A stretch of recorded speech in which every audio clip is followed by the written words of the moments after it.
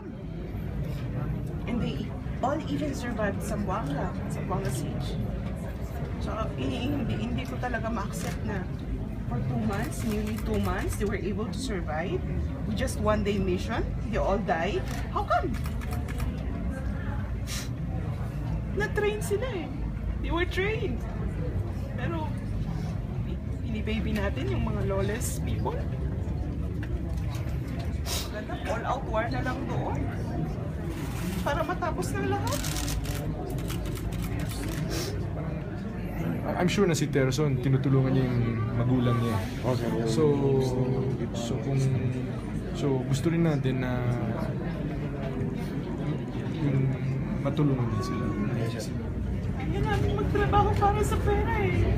Pero yung buhay ng asawa na, kaya mababayaran ng pera mo. Kasi hindi mababayaran ng pera niyo yung mga memories pa na pwede na nag-share sa amin. And the years that we're going to live with each other. Oh.